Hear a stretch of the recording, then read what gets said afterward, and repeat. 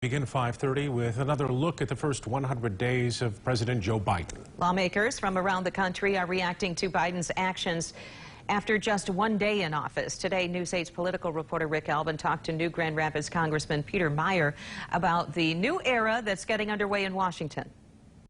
You observed, as you pointed out to me a few minutes ago remotely, an historic moment yesterday as Joe Biden was sworn in as president after two remarkably active weeks in Washington where we saw protests and protesters storm into the Capitol, another impeachment of a president, after a number of weeks since the election that has been very chaotic. And the speech for the inauguration that President Biden gave emphasized unity. And at the very time he was doing that, you could go to social media or any number of locations and see just how the lack of unity in this country seems to still be very prevalent. How confident are you that unity is something that not just Republicans and Democrats in Washington can achieve, but we in the United States can achieve? You know, I remain ever hopeful. These are obviously dark times in a lot of ways. The first signal that President Biden was sending with his inaugural address was a positive one. We're going to hold him to that and make sure that as proposals are being put out, that we're really working from the middle out and not, as I'm worried with some of the executive orders he signed just a few hours later, you know, pandering to a more extreme left base rather than focusing on how to move the country forward.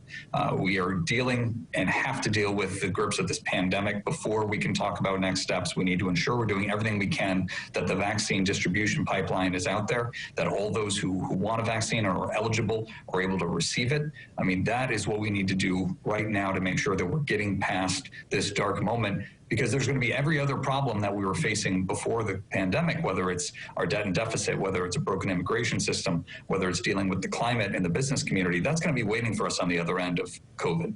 So we need to get past this moment first and be doing everything we can. And in that, I think the president will find a willing partner in the House and in the Senate.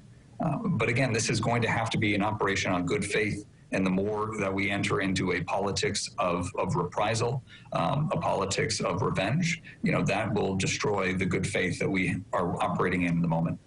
Unity goes to another theme that I'll be following over the next few months and years, and that's the unity with, or lack thereof, within the Republican Party. Obviously, there's some pretty big divisions between you and some of your colleagues. We've talked about this before, but now that we're on the other side of the inauguration, now that we're on the side when you're organizing and getting ready for this legislative session, what does that look like, both within your caucus, within the conference, and within the party as a larger whole? It all comes down to trust and honesty. That was one of my biggest frustrations in both the leading up to January 6th and the storming of the Capitol and just after, is the amount of folks who were profiting off of telling lies, who weren't telling the people who trusted them what they needed to hear, but instead took the easy way out and told them what they wanted to hear. So we need to be working to rebuild that trust within our own caucus. We need to make sure that we don't have folks who are operating against the broader interests of a conservative movement.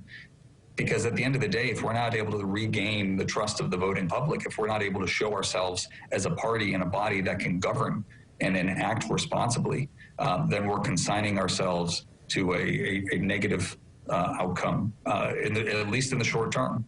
And I think that the principles that we're out here to support and defend, the ideals of limited government, of economic freedom, of individual liberty, those are too important to let petty personal differences or individual self-interest stand in the way.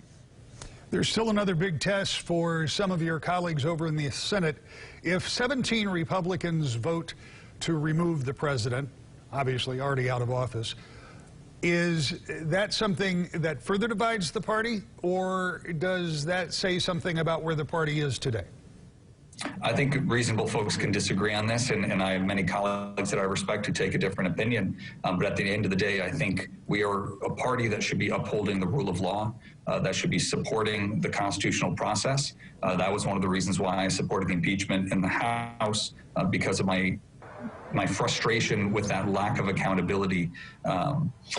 we're going to need to make sure that there's a full airing of what happened on January 6th and everything that led up to it. I hope that the Senate trial that is currently being discussed, the timing of, that trial will allow for a more open discussion of what occurred and where the responsibility lies. Congressman, as always, thank you for your time. Thank you, Rick.